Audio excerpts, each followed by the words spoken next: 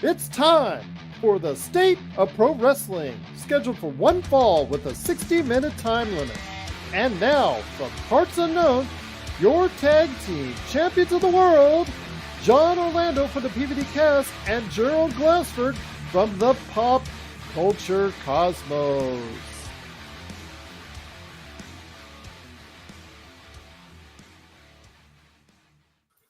Ding, ding, ding! And we're back. Man, when I hear that theme song, I think you and I should be just like thrashing around in a mosh pit or something like that. Or just like you geared up in the leather, the spikes, just like the Road Warriors. Like, yeah, yeah, get some face paint going and all that.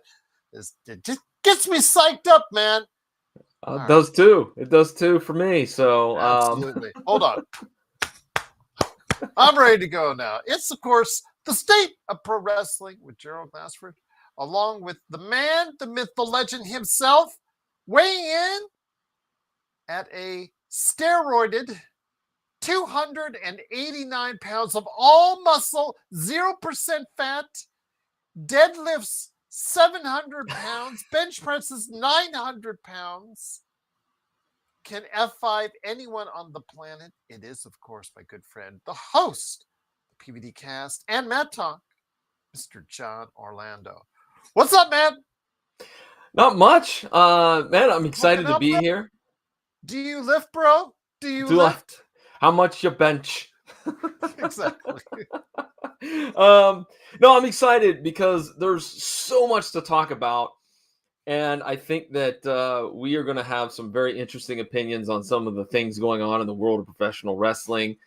So I'm excited. I've been looking forward to it all day. I've been looking forward to it all week, we might as well say, because we talked about last week getting together, and last week was a little hectic for me. I don't know how it was for you, but that's why tonight I'm all ready to go. I'm all revved up. Let's get going. Let's get going, indeed. It is going to be an exciting time because a lot of exciting things are happening in the world of professional wrestling. Some of it for the good, some of it for the bad. So we'll start off with the good. This past weekend was one of the most competitive weekends in the state of pro wrestling that has been in all year, with, of course, AEW's All Out and WWE's first foray as a PLE in the ESPN, I guess, landmark decision that they made to go ahead and go with the WWE with their new app, which confused literally everyone on whether or not they had it, they didn't have it, how they get it, etc., etc. It was Wrestlepalooza. Before we get into the specifics of some of the matches or whether or not you like the show or not, I know that the reviews were kind of middling outside of Io Sky, Stephanie Fucaris match. I want to ask you your thoughts on Wrestlepalooza itself. A lot of big name matches in it. I really think it would have been wise, my friend. I just want to say this. I really think it would have been wiser for ESPN to just put it on ESPN. No app needed, nothing like that. No games, no nothing. Their first foray on ESPN, put it on regular ESPN. Then throughout, advertise that all your future PLEs will be on the ESPN app going forward. Use that as the litmus test. Use that as the front-facing advertisement for the app. It just seemed like it worked the other way around, and I think it worked to the detriment of the WWE. Well, I mean, let's be honest. It's not uncommon for the WWE to have issues. I mean, I remember when there was problems with the WWE network when it first came out, that it was glitchy and whatnot. I think that comes with the territory, but I agree with you. They should have maybe done some type of test run. And, again, you're going to hear me say this a little bit later on in the show. What is wrong with having these events on network television? If you're trying to say lure people in, why not throw this up on ABC? I know that might conflict with the NBC deal and Peacock and all that jazz, but just go with me on this one. I don't understand why you couldn't throw it up on just ABC on a Saturday afternoon, let it go. see what type of interest you can get from the people who are watching it at home. I mean, it's not like you don't have. I mean, for crying out loud, we have another PLE in what, a week, 2 weeks. I mean, so because we're going to Australia, correct? If I'm not mistaken, Yes. Crown Jewel. For the Crown Jewel for Perth. That is correct. So it's not like you're messing up the schedule. It's not like you're screwing things up in terms of your pay-per-views or PLEs. I hate to say it this way, but to me it's like, a little taste. Here you go. Here you go. Check this out, and if you like it, then come on over to the ESPN app where all of this other great action is going to be. That's exactly like you even hit it on better than I did. You want to talk about putting on Disney's parent television company, ABC. ESPN is also owned by Disney. They could have easily done that, or like they do with the finals and certain special events, put it on ABC and ESPN simultaneously. Yeah. And just put it on both those outlets, and then throughout, both you and I said, advertise that all future PLEs are going on the app. Here's how to get it. Find out by zapping this QR code if you've got it already, etc., etc. That's what they should have done. I think, again, it was a misstep. I think it just provided confusion. There were so many people out there on social media that didn't know or fully understand how to get the ESPN app, or if they were already eligible to receive the ESPN app. It just was, to me, was a missed opportunity, especially with the loaded up card that they had, John. Yeah, and overall, I thought that the show was pretty decent. I mean, obviously, I think you said it best. I mean, the Stephanie Vicaire Io Sky match was fantastic. It was phenomenal. I did enjoy also Punk and AJ Lee's match against Seth and Becky, because it was something different. Something that we haven't seen in a while in a WWE ring. I almost said WWF. WWE ring. So I thought those two matches were good. I don't like what they did with Cena and Lesnar. I feel like that was somewhat anticlimactic, for lack of a better term. There's just something with it that I just didn't dig. I didn't dig it. But overall, it was a fair show. It was fine. There was nothing super spectacular, but nothing really awful either. Again, the Bronze going over as the Vision, I think was the right move over the Usos. I think the Vision, especially the two Bronze, do have a bright future, and I'm glad to see them getting the win in this type of spotlight.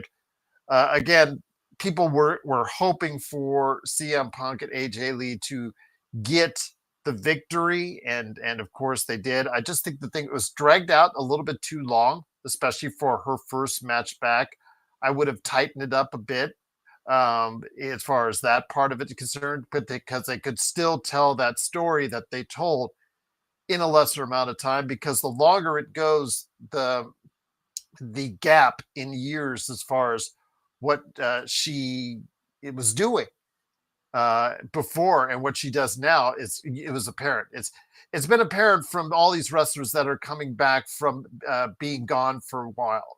Nikki Bella is a prime example of that. It's where and I don't want to say they lost a step, but there's a different style of wrestling when they left the industry, and now they're coming back. It's a little bit more physical. It's a little bit more psychological. It's a little bit more athletically oriented. It is a little bit more complete, in my opinion, than when they were wrestling in their heyday. So I think that, again, it should have been shortened up on that main event, but it did get the satisfactory outcome as far as from what the fans are saying. And that feud is going to continue. I don't know how much longer, because Becky Lynch, again, if she gets a consistent role on the new Star Trek show that they're going to go ahead and debut, I believe, early next year, if it comes back as a regular recurring character, and that obviously that will take her away from her duties with WWE, but we will see, my friend.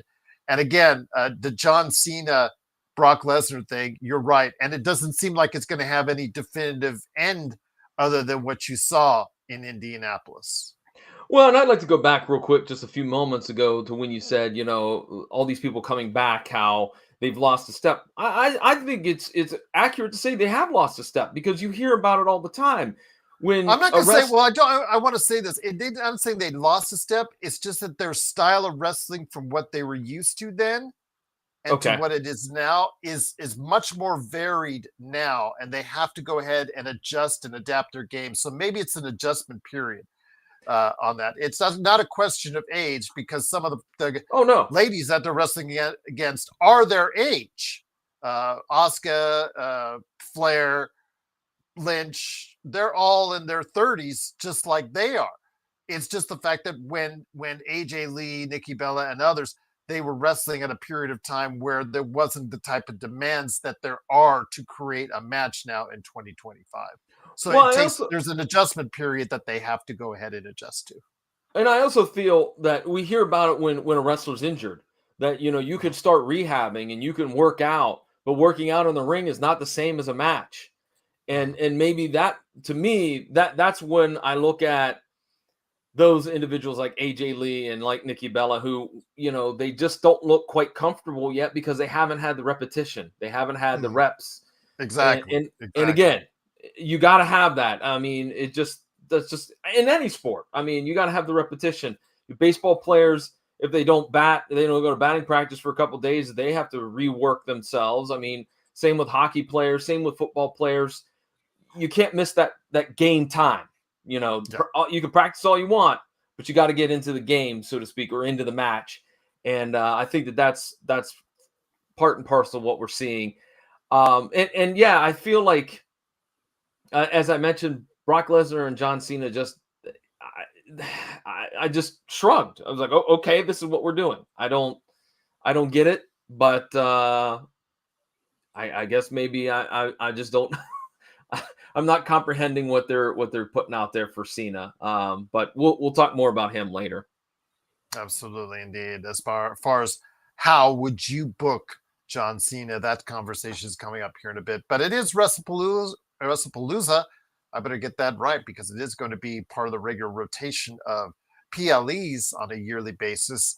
WWE, and again, I get it with the WWE. It's all about the ching right now. It's all about being financially motivated, trying to boost the stock option, trying to maximize every single bit of dollar that you can. And we'll come back to that discussion here in a minute, because I want to go deeper into that with the announcement of WrestleMania in Saudi Arabia after next year's Las Vegas one.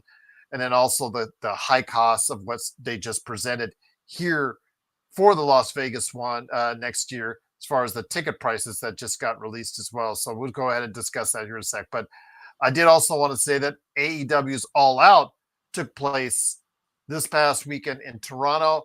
I guess Tony Khan has talked about a permanent move to earlier in the day to try and avoid many of the matching day and date PLEs that seemingly are conveniently timed by the WWE.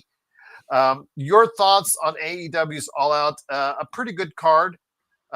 Nothing I saw was really eye-popping to me as far as I'm concerned, but it was really solid indeed as far as many things. Chris Statlander Mm-hmm. winning the title and taking away from Tony Storm, is that always that?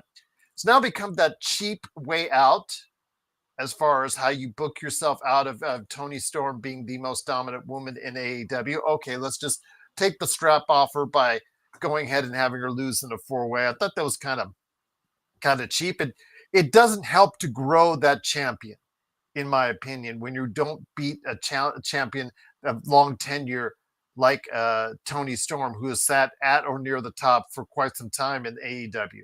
Thought it was a kind of a miss there, but also good to see Edge and Christian back. It would have been made more sense if FTR had won the titles, and they would have won the titles, I think, as a name catching thing that they, if you aren't going to put it on the Hurt Business, which you should have kept all along, you might as well try to put the titles on Christian and Edge and see how they can go ahead and coexist for a run there. But overall, I think it's okay. Adam Hangman Page as your champion, beating Kyle Fletcher, who I believe is like many people out there, I think he's going to be a really good future. I think he's almost clicked, almost got it. He's almost got what he needs to go ahead and propel him to a higher level status. His interviews are becoming better. His work technique are becoming a little bit better. He's not doing just all high spots. He's learning more psychology and performing that in the ring. This heel turn has been great for him as far as Kyle Fletcher is concerned. I think that he does have a bright future ahead for himself. Adam Hangman Page, my friend, your thoughts on him as champion? I think it's the way to go right now for the company. He is very much accepted by the AEW crowd, and he does himself have a bright future still. I'm just concerned, again, I think we talked about a little bit about last month, where I'm just not so sure how much he draws in people from an outside source. But as a favorite from AEW, no one can dispute that. No one can dispute the popularity of the Hangman with the AEW faithful. That's true. But again, like we said last month, he's not moving the needle. I'm sorry, he's just not. He's missing that it factor. And as we've heard many times on many years, that if you don't have the it factor, it's hard to create it. It's hard to get it. And I think Kyle Fletcher's close to getting that it factor. Yeah, even though I'm not 100% sold on Kyle Fletcher either. Well, it depends on how he's being booked, and his future is certainly not set yet. So I think I definitely say I think the booking is a little bit spotty at best with him. I also I don't dig Don Callis with him. I know that they're helping him by putting him with a mouthpiece, but just there's something about Don Callis that just I'm sorry. I don't think he needs one. I don't think he needs one at this point anymore. No, I agree. I think that he can go on his own. As opposed to just touching base with a couple of things that you mentioned about All Out.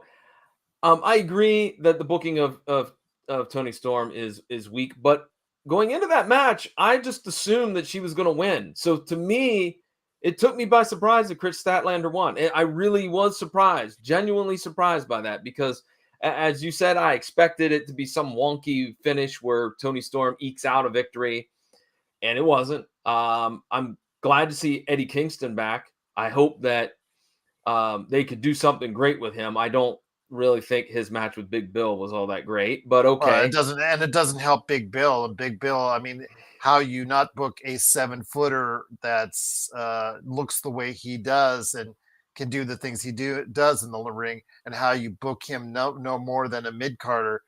That's a skill. That's an art, how to do that, how to destroy a career before you. I mean, that's a talent, John. That's a real talent, how you can do that. How do you take a 7-footer that's cut like that, can do some things in the ring and actually have some type of pop from the audience? And yeah, let's just go ahead and just, bring him on. I'm happy Eddie Kingston's back. Don't get me wrong, but I just it's a skill, man. It's a skill. Yeah, and I think that the surprise that we got with Beth Copeland, or Beth Phoenix, whatever she's going by, showing up in the Copeland and Cage match against FTR, and even the heel antics after the match, I thought was great. All Out, pretty solid. It's the middle of the road, much like Wrestlepalooza. Both, if I was on a scale of 1 to 10, I'd give them both 5s. I think they were right in that area. I think they could have been a little bit better, but they could have also been a little worse. So, and then it could have been MJF that not only lost in Mexico on a Friday, I believe, but then the next day lost, because he lost to Mystico. He lost his title, his CMLL title, to Mystico in a bloody match, and then flew to Toronto just to lose to Briscoe, which put over Briscoe, and I think that's a big win for Briscoe. But MJF, again, we're on the MJF train. It's just like, that's a skill, man. How do you do that? A guy that's a superstar. Yeah, let's just go ahead. Just keep on booking it like that. Yeah. No, don't forget about the Hurt Syndicate too. We have also. ruin your them as most well. dominant team. Yeah, your most dominant team and most over team ever in your company, in my opinion, and you've managed to book them into almost oblivion at this point, and that's a shame. That's an art, man. That's an art, man. Yeah, absolutely. I don't know. I shake my head at it, but it'll be interesting to see where AEW goes coming out of All Out. I'm kind of interested to see tomorrow night on Dynamite what goes on, and I can't think that I haven't said that in a few months that I'm actually intrigued as to what's going to happen on Dynamite. There you go. Well, they obviously got you hooked in. That's obviously something in the right direction. So we will wait and see. Looking forward to hearing more thoughts from you guys out there on AEW's All Out and also WWE's Wrestlepalooza. Please let us know on the PVD cast or also as well the Pop Culture Cosmos as well. But there's more to talk about on today's show. I did want to go ahead and go into a little bit of discussion on the price and cost of pro wrestling, especially with the WWE, my friend. Man, all right, let me bring it up to you, my friend, because the tickets Okay. just went on sale for WrestleMania coming up here in Vegas next year. So this is what is popped up on Facebook. Oh my goodness. You could go ahead and take a look at the chart there. You can see by color charts exactly what you would be paying for certain seats right there. Oh my God. Yeah, and with the lowest in the 400s. And now I've been in this stadium at various places. I believe in the 100s, 200. I think I've been in all four sections, and the 400s are kind of high, and you're paying 800 at the minimum, supposedly, for the 2 nights at WrestleMania. So you're seeing that. And then also above that, for the most premium seats, you're getting in the excess of tens of thousands of dollars, 20,000 plus. They said, I think I saw another post that said about 38,000, I think, for the final. It gets into a lot there. I know the if you want the sky boxes, they get even more pricey into the $40,000-$50,000 range. It is really, really quite pricey. So let's take a look at what it was according to what this price map was this past WrestleMania, my friend. And you see they have more than doubled.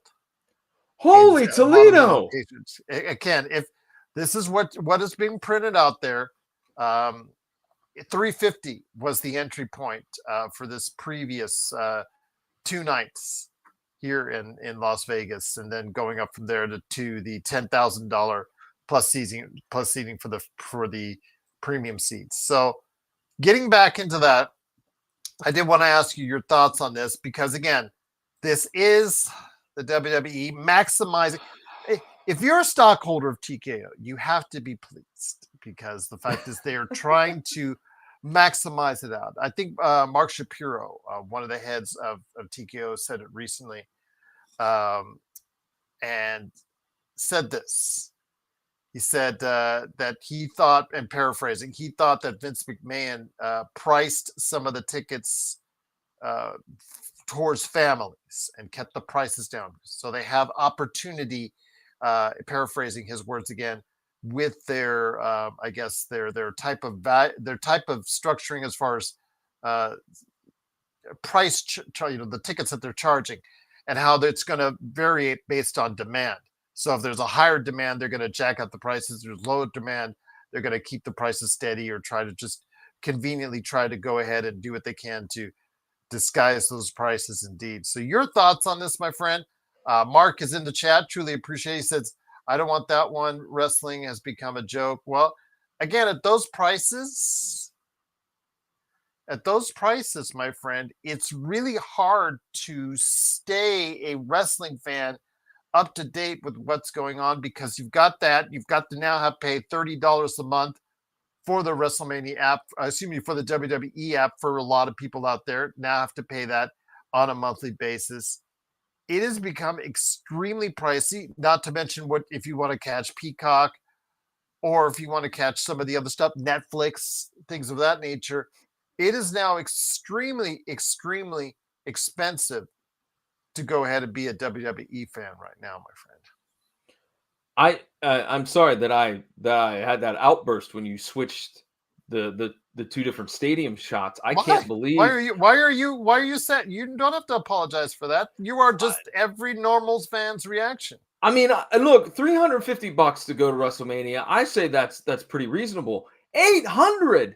You like. I don't even. My mind cannot even interpret what you just showed me. Like that's unbelievable. And I guess, and I say this about other companies too, other corporations. At what point do you have too much money?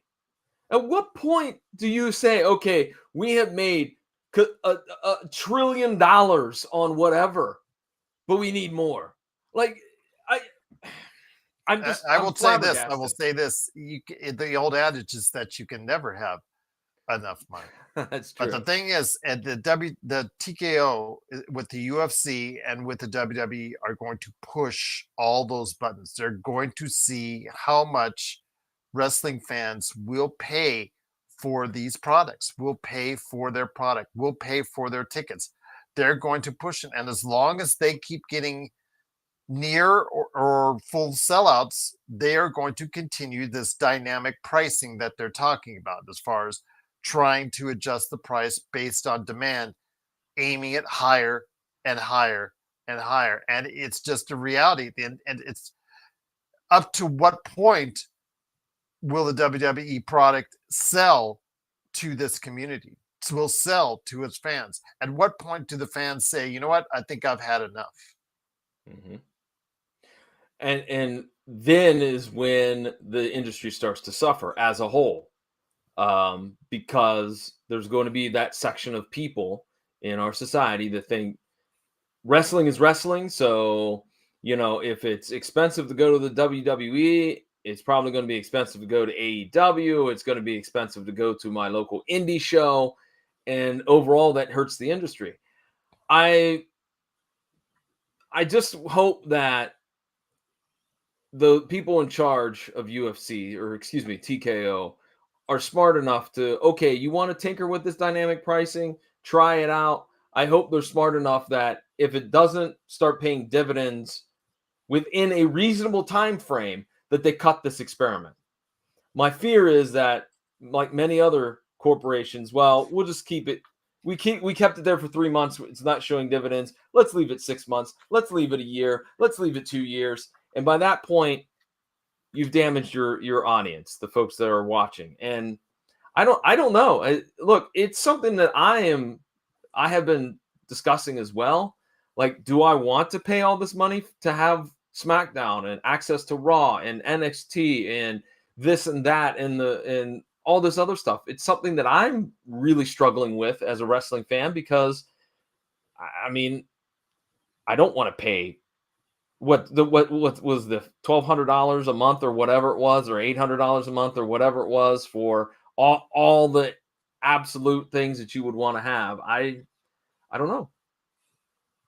Because if you want Netflix, if you want Peacock, if you want cable, if you want ESPN's app, and that's going to cost you $100 right there a month just on those entities alone, if not more. And then you go from there. Do you want any merchandise? Do you want to go to house shows? Do you want to go to PLEs? Do you want what part is going to be lost in all this in regards to being a WWE fan with the high cost? But the problem is AEW hasn't jumped on this at all in regards to this, hasn't promoted itself as the cost-effective alternative. It's just been, okay, AEW, business as usual. I would really go on the attack if I was them, as far as that's concerned. But that's maybe I just see things a different way. No, you're absolutely correct, because I think that, and I forget where I heard this or where I read this. It's not my own original idea, but people were saying that in Oh, go ahead, steal it. Go ahead. Well, I think that would be a very sellable point. I don't know, sellable, but it's a great sell job where you could say, listen, We can give you the exact same action as the WWE, but at a lower cost. Make things more fan interactive in AEW. Start having, their own conventions or whatnot. And I think that they would be very smart to do that because, I mean, it's kind of fallen in their lap, so to speak. I hear it's just disappointing to me. Yeah. It's just disappointing that we're seeing these prices skyrocket. But again, if it's still being supported, as long as the fans are still paying it, what can you do? I mean, if the demand is there, if I was in charge of TKO, I'd be raising the prices too, as long as the demand's there, my friend. How does these ticket rates or ticket prices, how do they equal some of the other sports leagues, the NFL, the NBA, have you seen anything to say? It depends. Well, in sports leagues, it depends on the team, specific venue. Like, for instance, I can tell you from my extensive experience in the NBA, if you're a Knicks fan or a Lakers fan, it's going to be definitively more expensive to buying tickets and going to the arena and following as far as the MSG network or Spectrum Sports and doing all that than, let's say, being a New Orleans fan, for instance, or another smaller market city. So it's more regional as far as the more the region you're in, the more you might have to pay, or the region you're less you might have to pay. This is just continuously one company setting the bar, dynamic pricing throughout the country on exactly what they want to pay, going to cities to telling them, hey, you got to pay us money up front for us to hold major venues and events in your town. That comes to what we're seeing here with the announcement last week that WrestleMania 43, I believe, will be in Saudi Arabia. It's not the next year's that one's still in Las Vegas, which of course also paid its own money to the WWE and TKO to get the rights to bring back not only this one that they had this year, but to bring the one next year as well. But the one in Saudi Arabia, I'm going to tell you right now, whatever the rumored price tags are out there, whether it's 100 million or whatever the price tag was that ultimately made the WWE said yes to going and hosting a WrestleMania there. You can't fault them for wanting the money. People say you sold out. I mean, we've heard that for years in wrestling, you sold out, but it is a business.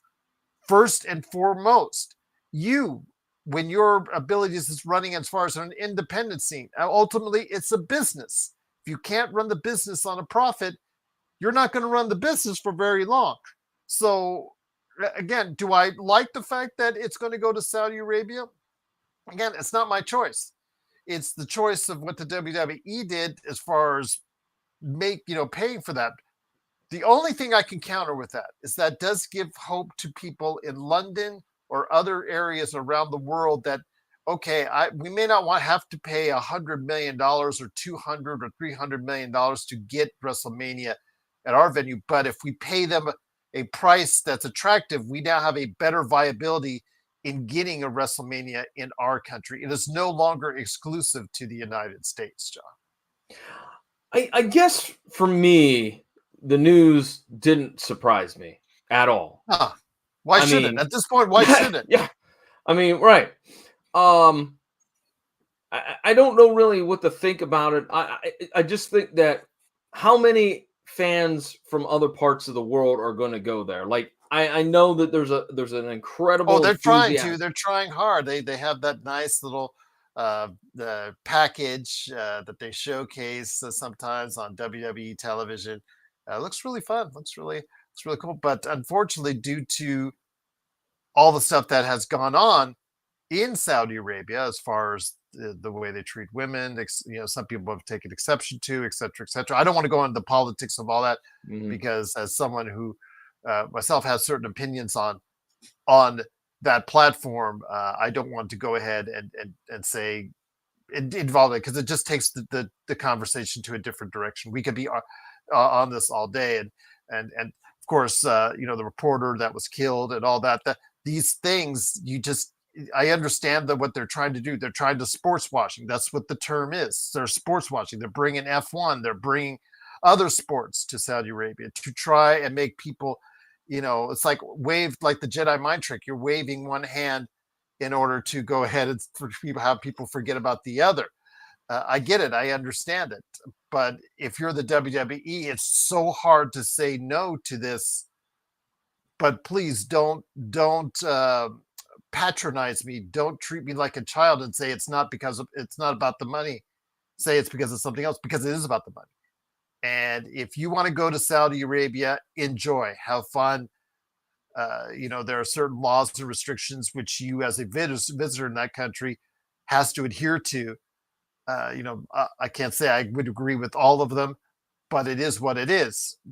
When you're in another country and you have to adhere to them. So, again, if you want to go ahead and do that, go by all means. But you're right, there is going to be a limited amount of people that might be venturing to Saudi Arabia, but whatever money is lost in that venture is recouped by the money that you made up front from Saudi Arabia, John. Yeah, and let's not take anything away from the Saudi fans. They love the WWE. They always show those packages after an event there that it seemed like they show the people outside the venue who are all hyped up, who have their T-shirts, who have much like we do here in the West. They have everything that goes along with a trip to the WWE. And no doubt that it is going to happen at WrestleMania there. I just kind of feel bad because you mentioned London. Like, I really was hoping that they would get a shot at it. They might now. They may now. That's why. Yeah. That's the only silver lining I can see all this as a fan, is that John says 2027 is a long time away. Yes, but it is something. Again, it's already been set in stone, and we don't know what the climate will be like for Saudi Arabia and WrestleMania in 2027. So that's a good point, John. But I think you, John, have to understand that I think this creates an opportunity. That's the only silver lining I can see in this for me, is that yes, it takes away from the every year being in U.S. It's taking out to different ventures, but it's also saying London can go like, hey, you took it outside the U.S. You can and Toronto, and Canada. You took it outside of North America. You can now take it to other places since you're taking it to Saudi Arabia.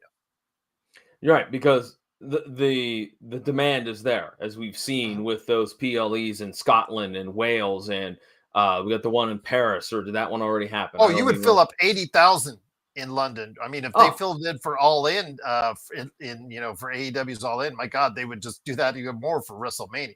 Oh yeah, absolutely. That would be sold out like that. Absolutely. For 2 days. Yeah, for the 2 days. I just as you mentioned, it is a ways away. It's a couple of years away, but it's going to be here before you know it. That's just how time works anymore, especially in my humble opinion. Time goes fast. So it's going to be here before you know it. And then obviously there's going to have to be some type of, infrastructure set up, because I'm sure that even though Saudi Arabia may have everything built and ready to go, there's still going to be things that they're going to have to coordinate as to where this is going to be, where that's going to be. Are they going to do a SmackDown Live? And when you do SmackDown Live, if they do that the Friday before, what type of time differential is that going to be? There's a lot of logistics to work out that I think you would be foolish to think that that's not something that needs to be done right away, especially with just being 2 years out. I tell you what, though, my friend, if I was AEW and CMLL, I would try to find a date in North America during that weekend, because you got to remember the whole experience of WrestleMania. Because remember, we had the conversation on how many events took place around WrestleMania here in Las Vegas. Same thing next year. 40 plus wrestling related events? I think I talked about. I read them off like blah blah blah blah blah blah blah. All these independent companies, independent shows, and whatnot. And I think that's going to happen as far as next year. But when in 2027, if I was AEW and I was CMLL, I would get together on a super card, put somewhere in North America, and make sure I invite every independent company to go ahead and do something there. Hey, even foot the bill for the indie folks. Like Tony's got the money. He could say, okay, we're going to take 30. We're going to take 30 indies from across the US and Canada and Mexico or North America, and we're going to put them here. And I think they would have to be wise. I mean, let's make sure that we have this event in a hotbed of wrestling, like Chicago, for an example, all right, or Philadelphia. Do something there so that you have, you got a built-in audience. I think it would be super, super smart of AEW to do that. Hopefully they're listening to us and they'll follow our ideas and put us on creative. There you go. That would be the first thing I would ask. Just give us a shot at creative to be part of the booking committee, indeed. But again, the high prices are only going to be if you're mad about the high prices, they're only going to change with your wallet. They're only going to change if you decide not to pay for the WWE tickets, the WWE apps, the WWE streaming services. If you're not going to go ahead and pay that, then that sends a message. But otherwise, I expect this dynamic pricing to continue with TKO and WWE and for as long as it can last. My sincerest hope, because you've been inside the business, I have been a respected of the business for decades. I certainly hope the talent, as the prices go up, at least I should try to take solace in the fact that the talent should be raised up with their salaries, with their efforts, with their pricing, with their residual benefits from all of their memorabilia and all the stuff that they sell with their names on it. They should be the main benefactors in this and not just TKO. And look, I'm gonna wave my flag, my indie flag. If you're upset about the prices of the WWE for all of their stuff, now is the time to start finding some independents and going and seeing those. I'm going to a show Saturday night, $17. All right, for the ticket. All right, if I got ringside, it was going to be like 23. Okay, so if you have a family that you definitely you love wrestling, you love watching it, take them to an indie show. Start paying attention to those indie shows that are in your area. Well, as long as it doesn't have Russia Jackson. Yeah, that's kind of he's in jail, isn't he? Or is he out now? He just got. I don't know if he ever got bailed out, but he did just get arrested last week. Finally. So yeah, avoid shows where Raja will show up. That would certainly be it. But I think he'd be safe in Ohio. I don't think he'd make it out this way. But okay, fair enough. But definitely check out the indies there. Again, it's cost effective, and you're gonna get. Hopefully, you'll get a little preview of some of the folks that maybe in a few years will be on those streaming services. You never know. You never know, indeed, because there's still a lot of talent out there. Oh, and again, yeah. If the word spreads that with the higher ticket prices will come the higher salaries, then that will only give more opportunities, or at least allow more individuals to say, you know what, I might make a future in this ring. So let me go ahead and give it a shot. So we could be seeing future superstars eyeing going to AEW or going to WWE or going internationally and becoming a big player by what they're seeing right now as far as what the talent hopefully will be paid going forward. That's my sincerest hope. If you're going to charge those prices and if people are going to continue to pay for them, at least make sure the talent that they're there to watch is being fairly compensated for it. Mm-hmm. Yep, agreed. Tenfold on that. Once again, it is the State of Pro Wrestling. It is Gerald Glassford along with my tag team partner, John Orlando. There you go, man. He's cycling out of the roid rage right there. Cycling out, man. He's now cycling back down under 250 right now. Yes, absolutely. So he's cycling down, so he doesn't want to get arrested by the feds. It is, of course, Gerald Glassford. Thanks again for joining us. But before we head out, a couple things I wanted to go ahead and add on.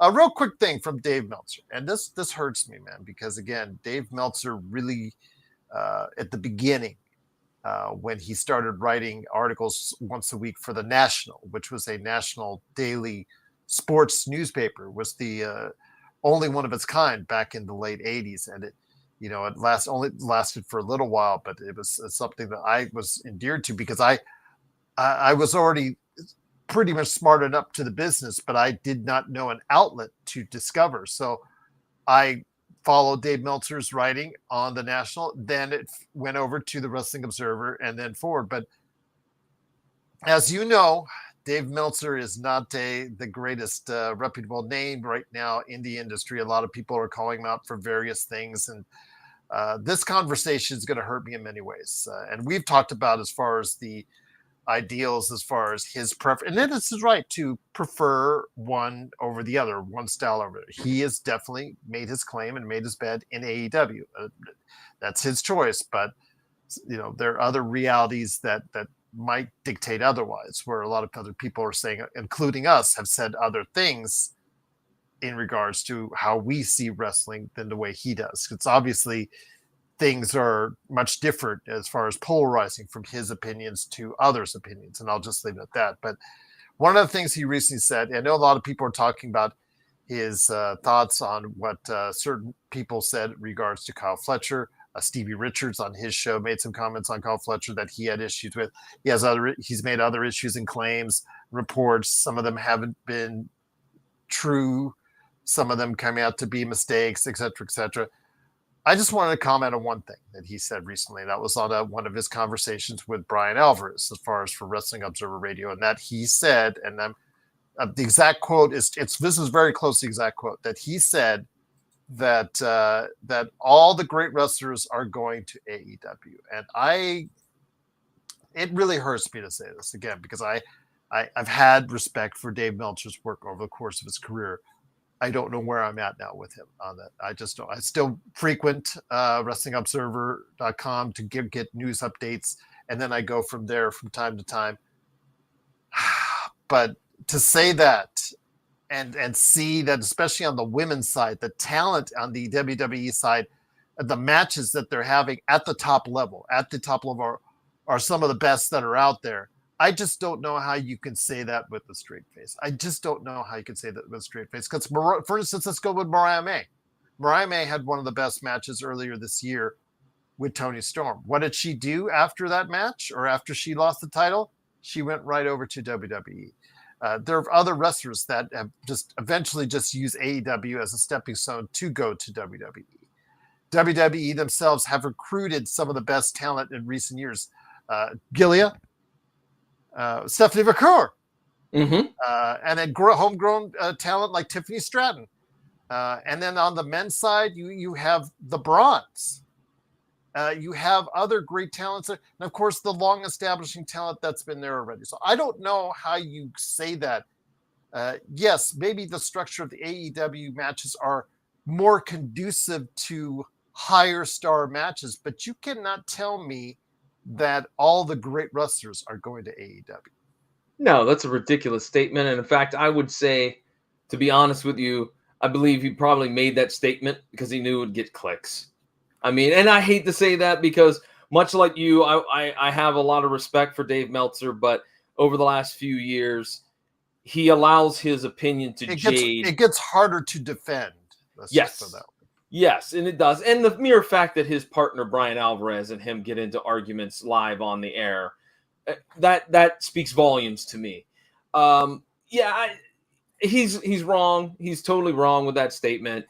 But again, I'm sure, look, we're talking about it. So he got what he wanted. He wants people to talk about this. At least this is my humble opinion. And so I'm going to throw out the most ridiculous statement I can. It's like any other shock jock, if you will. JSJ says, I don't know why people are tired of Cody with the title. I mean, he just got it back, so I don't know how you could be tired. And he's been away filming Street Fighter, so I don't know how you could be tired with Cody Rhodes. But I hear you. Some people are already tired of Cody Rhodes, the babyface. Roman had it for literally 4 years. I think that the Roman title reign was kind of a bit long in the tooth myself. I'll just say this. I think there are are there candidates there that can take up the title and run with this company going forward? That's the question I would have to say to you, JSJ. And it gets back into the pricing of if you want to pay those prices, who do you want to see? Are there people that you can put in a championship position now that people want to see? CM Punk, that seems like an inevitable deal, but it's only a short-term run because he's already said that his window is closing on his career. So who else do you put out there that's going to go ahead and demand or elicit those prices that they're offering right now? But getting back to what we were saying in Dave Meltzer, again, it just hurts, man. It hurts from a personal perspective to speak ill of anything that he would say, because again, what I knew when I was a youngster 40 years ago, but I have to say it, man. I have to call it out for what it is, and it's just disappointing indeed, my friend. Yeah, and I'm sure next week there'll be something else outrageous that he'll say that'll get more attention, because again, this is just my humble opinion. I think he's figured out this is my shtick, so to speak, and I'm just gonna run with it because it'll get mentioned by Cornette, it'll get mentioned by every other podcast that's out there that covers wrestling, and it gives him a little bit of shine, if you will, to use a wrestling term. All right. Before we head out, though, this is what we're going to talk about is You Can't See Me, John Cena, who was actually, getting closer to the end of his career, supposedly, although I'm from the Terry Funk camp where I've got to see it to believe it. Sorry. How many times did Terry Funk retire? 39? I don't know. But be that as it may, my friend, John Cena is getting closer to his alleged retirement. And he was recently booked and destroyed by Brock Lesnar, where it was just a battle of, okay, you do the AA, I do the F5. You do the AA, I do the F5. I do the F5, I do the F5. You do the AA. It's like, okay, that's all it was. It just was a finishing move fest for the most part, which was kind of disappointing in and of itself, and pretty much was a squash match for Brock Lesnar. There's only a couple months left before the end of John Cena's supposed career. How would you book that? For someone who's been on the inside, who's been with booking meetings before, how would you book the rest of John Cena's career? Which will also include a match in Perth, Australia with AJ Styles. Okay, I got to be honest. This is very difficult. This was very challenging for me. I took lots of notes, and I wrote things down and then crossed it off, and then wrote other things down and crossed it off. I think this is the most complete plan that I could have come up with. I feel like when it comes to other rivals, I think CM Punk is one of those rivals. I mean, because we've had Randy Orton, JBL, Brock Lesnar, but no one's wrestling except for CM Punk. So I think if I was booking it, Punk wins the title somehow. He wins one of the titles. It doesn't matter which one, either Cody's or whatnot. So then Cena, I think it's Seth Rollins. I think this is going to last through to WrestleMania, and Punk will win it then. Well, I think if I was booking it, I would have that title dropped this month or last month, because isn't it December's when Cena's done, right? Yeah, but I'm just saying that Punk should beat Rollins instead of Cena. Sure, I think that's more of a natural fit right now, given what's going on with their current feud right now. That has lasted well over a year and a half since he's returned from AEW, and is still going on, and it's still, people aren't tired of it. Well, I think that Punk wins the title, and then he gives Cena a shot. And so Punk and him, you build it. You don't let them touch. You just build it with fantastic promos, which they both can give. You let it go, and then Punk takes on Cena. He wins. Punk wins and retains the title.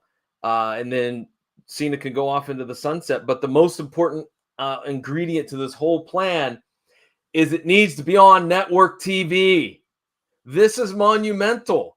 This is John Cena, the man who for 25 years has told us about hustle, loyalty, and respect. He is well known outside of the world of professional wrestling because of his movies and his TV shows and whatnot. This is a big fight feel. This deserves to be where everyone, no matter of whether they bought an app or they have cable or whatever, put it on national TV. Someone, either ABC or NBC. That's my how I would book things. That's my 2 cents worth.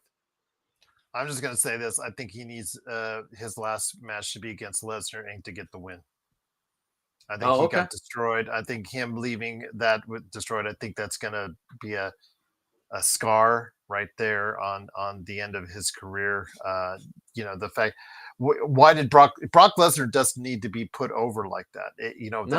Yes, he's returned, but he doesn't need to be put over. He is already at that level. So it kind of just cheapens Cena on the way out, in my opinion. So I think Cena should get a victory back in his final match against Lesnar. Along the way, like you said, Styles is obviously they're trying to do it crown jewel, but also as well CM Punk. I'm sure that CM Punk wants to do a match with John Cena, or maybe even do a 3-way with Seth Rollins, because maybe both of them internally are trying to fight for positioning to work with Cena one last time. And go from there. And then there you could do another cheap way out in a great match, but have Cena take the fall on that. I can see that happening, but he should win in his final match, whether it's in Boston or whether it's in December, I think in New York, wherever his last match is actually going to be. Yeah, I mean, but you have to agree with me. We should make a big deal out of this. And I don't disagree with JSJ. His retirement after the heel turn has been a little bit of a disappointment. I don't want to say a disaster, because at the box office it hasn't been a disaster. I mean, they're still selling out buildings through even the summer months, which John, is a downtime for the company. And despite the ratings maybe going down a little bit, they still are selling out arenas. So financially, it hasn't been too big of a disaster, but it has been a disappointing turn for John Cena. In fact, even John Cena as a heel still sold pretty decent merchandise figures. You know what I mean? Like, he had pretty good figures. So, I agree with you. It's not a disaster, but it's not. It didn't go the way it should have gone. We'll leave it at that. We'll leave it at that, indeed. Great job by John. Great conversation today, my friend. Absolutely. And you know what? It's substantially less than a ticket price to WrestleMania next year, and I'll just leave it at that. But once again, it is John Orlando from the PVDCast and Matt Talk. Before we go, I want you to go ahead and do the cheap plug time, my friend. Tag you're in. Go ahead and let us know what's going on with John Orlando. Hey, what's going on is we have a lot of very talented, or I should say, I have a lot of very talented independent comic book creators here in Columbus, Ohio, that have joined me on the PVDcast. There's a group called C3, which stands for the Columbus Cartoon Coalition. They do a lot of cool independent comic books, and they're doing a fundraiser right now for their anthology. And so I've been talking to a lot of the creators who have had their entries picked up for this anthology. And so I've been taking 2 of those creators at a time, keeping it to about 30 minutes to make a nice little episode with both of those individuals. Right now, if I recall correctly, Emily Cook is one of the creators on this week's episode, as along with Ari Coaster as well. Both of them have some cool, interesting comics to talk about. Matt Talk's been off the air for a couple of weeks. I'll be honest, we had a small little snafu the week that we were going to have our last episode on. We had a snafu there, and kind of like Kathy Bates and the Emmys. Yeah, exactly. But we're back this Sunday with a new show, with a new episode, and we want to thank everybody, by the way, who reached out real quickly to me, because as I posted on the Facebook page that there was a snafu and there was a couple of things going on with me, and everybody was very supportive and saying, and touching base and saying, we're looking forward to the next show. And that's always great. It's great when you have your audience, your fans give you that little boost when sometimes you need it. As long as you're not taking a spike pile driver like Beth Copeland or hitting yourself in the head like Jey Uso with a chair. Yeah. And you saw that at Wrestlepalooza. So I'll just leave it at that. But once again, it is John Orlando. Please go ahead and like and subscribe. Follow him today at the PVDcast all over social media. Of course, his Facebook, everything that you need to do on the PVDcast, and of course, Matt Talk as well. All right, we're tagging out. We've already pinned our opponents. We've already squashed them like a squash match as only we can.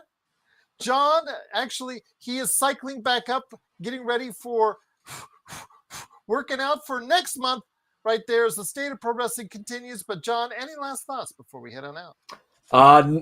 No, just, hey, enjoy wrestling, watch wrestling.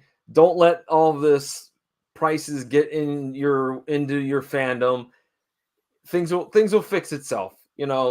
Economics, there's ebbs and flows, and we'll get back to reasonable prices. I'm sure of that. Sometime, maybe a few weeks, few months, few years from now, but we'll get back there. The few years sounds more likely to me. But once again, it is John Orlando from the Mad Talk and also the PVDcast, and me for the Pop Culture Cosmos, Gerald Glassford, as well. Thanks so much for joining us. We'll see you next time, right as we get back into the ring for the State of Pro Wrestling from the PVDcast and the Pop Culture Cosmos. Ding, ding, ding. It's time for the State of Pro Wrestling, scheduled for one fall with a 60-minute time limit. And now, from parts unknown, your tag team champions of the world, John Orlando for the PVDcast and Gerald Glassford from the Pop Culture Cosmos.